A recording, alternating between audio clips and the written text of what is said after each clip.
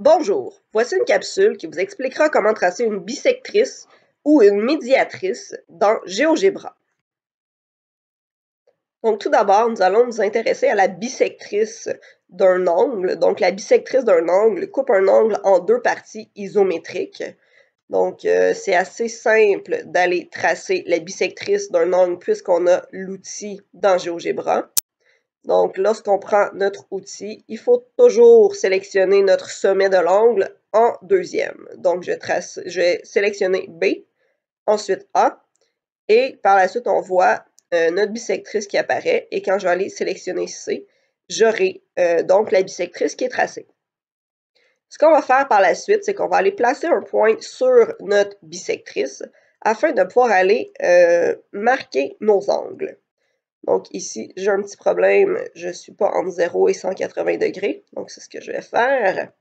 Et je vais aller tracer mon deuxième angle.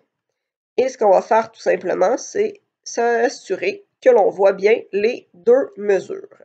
Donc si je décide de bouger mon point C, bien, je vois que mes deux angles qui sont formés à partir de un côté de mon angle et de la bisectrice restent isométriques.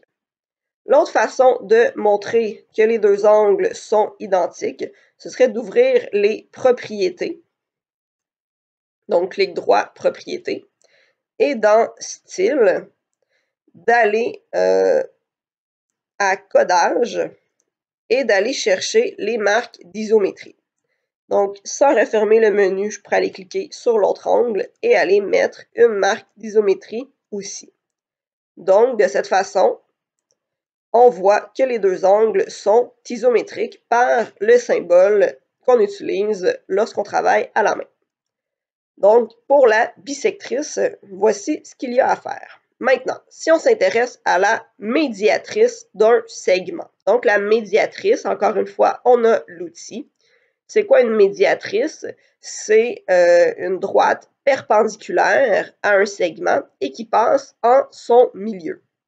Donc, je vais choisir l'outil médiatrice. Je vais aller cliquer sur mon segment DE et j'ai la médiatrice qui se trace. Donc, encore une fois, ce que je vais devoir faire, c'est aller tracer donc un point à l'intersection de la médiatrice et du segment. Je vais aussi placer un point sur ma médiatrice pour aller prouver que j'ai bel et bien un angle droit. Donc, je vois mon angle de 90 degrés. Je vais cacher la valeur parce que le symbole de l'angle droit est suffisant. Par la suite, ce que je vais faire, c'est que je vais aller tracer un segment de D jusqu'à la médiatrice et de la médiatrice jusqu'à E. Et ce que je vais faire à partir de là, donc je vais juste changer la couleur pour voir. Donc, je travaillais sur mon long segment que je peux cacher si je le désire. Donc, je vais cacher mon long segment pour travailler seulement avec mes deux petits segments. Donc, encore une fois, deux options. Soit qu'on va aller mesurer notre segment pour montrer que les deux segments sont exactement de la même longueur. Ou sinon, de la même façon que tout à l'heure, je peux faire un clic droit, ouvrir les propriétés. Et dans Style, j'ai le codage. Donc, je peux aller marquer par un symbole d'isométrie, cliquer sur le deuxième segment et même chose, ouvrir mon symbole d'isométrie, donc marquer. Donc, soit je mets la valeur numérique ou je vais placer mon petit symbole d'isométrie. Et pour ça, bien, il faut tracer deux nouveaux segments. Donc, on pourrait vous demander de faire le tout dans un triangle. Donc, dans un premier temps, de tracer la médiatrice du segment GH. Donc, GH, je vais aller choisir mon outil médiatrice. C'est ce qui est sélectionné actuellement. Je vais cliquer sur GH. Donc, je vais aller placer le point d'intersection. Il faut se placer un autre point qu'on place n'importe où pour aller marquer notre angle.